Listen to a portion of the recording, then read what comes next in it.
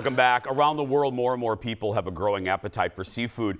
But if you want to keep enjoying it, experts say we've got to make some big changes in the fishing industry. Now, you're thinking to yourself, wow, Jason, this is really heavy. I would only handle this topic because of our guest. Our new documentary on PBS is exploring some groundbreaking work to reshape the future of our food. Look at this. Smile.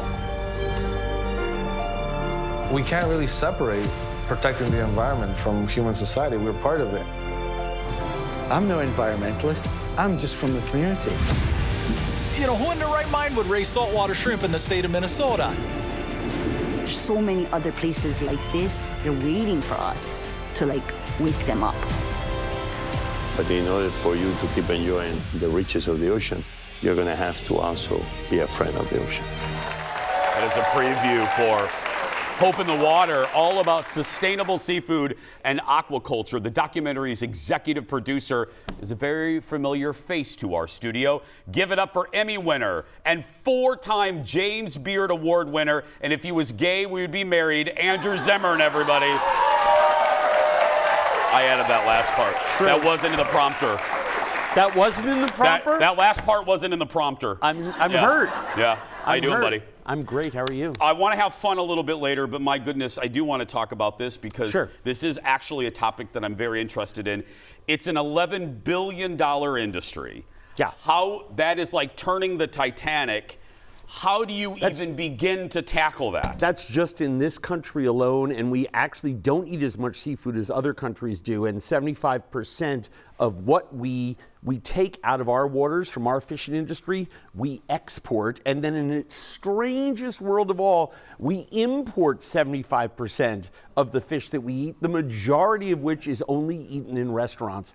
But more importantly than that, we have ignored the environment of our waters. We've polluted it.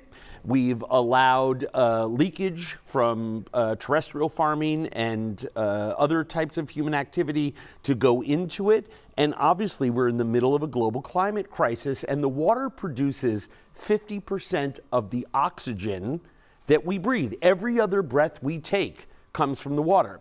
So it is an existential issue for us. If we're going to pick a place to actually start taking care of this issue first, it has to be the water.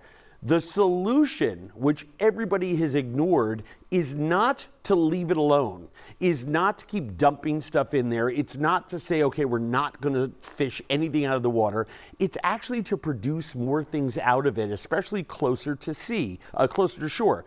Sea vegetables, clams, oysters, smaller fish with the heads on it, to push for laws that allow us to do open pen aquaculture farming deep offshore, and as importantly, to incentivize terrestrial aquaculture, like that story that we hinted at, the shrimp farmers in Minnesota who are growing incredible brood stock here.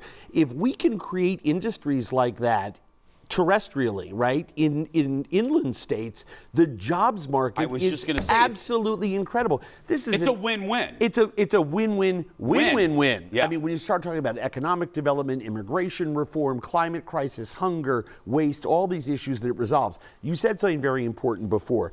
Doom and gloom documentaries have never worked. I can't watch them. I'm factually aware. I read the newspaper. I've got a phone in my pocket. What we've done is we've taken incredible stories of human resolve, inspiring stories that get your eyes wet, of people who have bucked the odds, sometimes for 30 years, just to get a solution in their little corner of the world. But what it means is that, that gentleman who said, I'm just a member of the community. That's on the island of Arran in Scotland. It took them 28 years to get a no-take zone established so that this dead sea that was left behind by these scallop dredgers, these giant dredgers come in with these huge forks in the ground, vibrant ocean life underneath, and it just leaves everything empty and scarred like a Martian landscape. All they did was establish a no-take zone, and within a matter of years, the ocean is thriving again. Do you remember during COVID when we saw those pictures of Venice and the inland waterways in Miami, all the rest of that? 3-4 months of no human activity. So why not just do what medieval farmers taught us? You have 3 acres of land. Let one go fallow for a couple of years. When you come back to it, it actually is more abundant because it's sequestered more nutrients in the soil. These are solutions that actually will make our world better, help solve our climate crisis, and give us food that we desperately, desperately need. I love that you just made history. In 9 seasons, we've never talked about medieval farmers on this show. Boom. Boom. Well, but it's old wisdom. It's old wisdom. Last night in the premiere episode, and by the way, they can watch this on PBS, PBS app, the next 2 successive Wednesdays, we had a woman who is reviving one of the last 40 surviving thousands-of-year-old ocean pens in Hawaii. The ancient Polynesians, before we called them Hawaiians, actually put wooden gates down in the water. They built these ponds out into the ocean with rocks, right, over decades. Fish would come in, and then they put a little opening, and they put a gate down. That's what they did, and they were actually breeding fish in there and taking only what they needed and monitoring the fishing activity. This has been going on for thousands of years. If we just activated some of that old wisdom, started doing what the first peoples around the world did and eating more seaweed in our diet and stuff like that, we'd be so much better off. More with my buddy, Andrew Zimmern, when we come back. Back in a moment, everybody.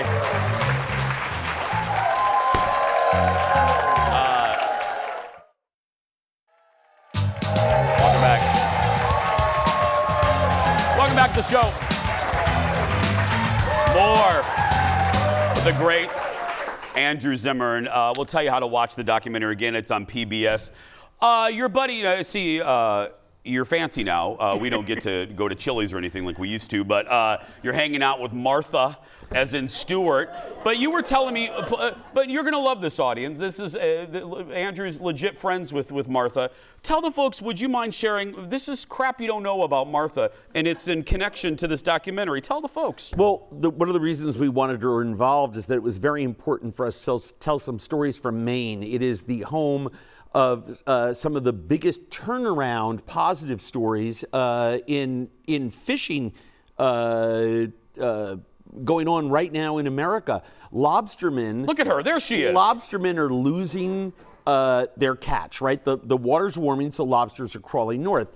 So we knew we wanted to tell a story about the lobstermen that are now making more money growing seaweed with the same equipment. Then we started getting turned on to scallop farming and the scallop industry up there, which is huge, and they've got to be preserved. We're trying to hold on to jobs and create cheaper, better food for Americans.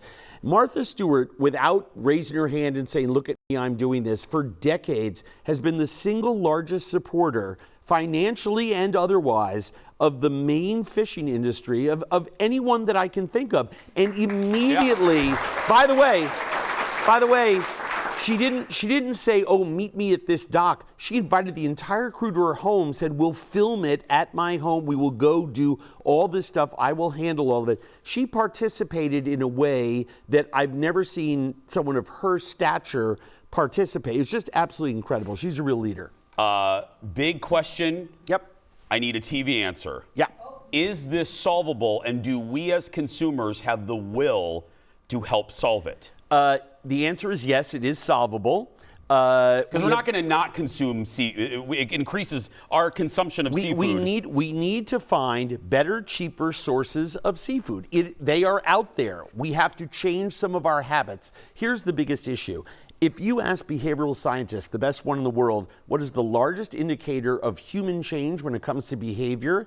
It is the belief that the messenger of the information is telling you the truth, which is why rather than have scientists or news anchors or a goofy host like me tell the stories in this documentary series, we had the people on the water who, by the way, our moms and dads and our sisters and brothers. They look just like you and me. They are people in their communities, and they just look at the camera and say, here's the problem. Here's what we're doing to solve it. We need to do this. And the believability and trust factor, I believe, when that happens, and so do every behavioral scientist in the world will tell you, that raises the level of belief in the information as being true. When that happens, we will change our behavior. And look, we kind of don't have a choice at this point. We know how bad some of our other pieces of the food system are. I've been working, I've been working in this world for 40 years, and I could cite chapter and verse about what's going on terrestrially. We now accept the fact, right, that when was the last time you had a wild chicken or a wild cow? You didn't. You believe that there's a higher quality of properly raised farmed chicken and beef in your supermarket when you go and buy it, or pork or lamb or whatever, or peppers and onions. We have to do the same thing with the ocean. Everyone believes that, wild is best, wild is best, wild is best. Absolutely, we have lots of wild food that we need to be eating more of, but we also need to be making sure that we are supporting the aquaculture industry.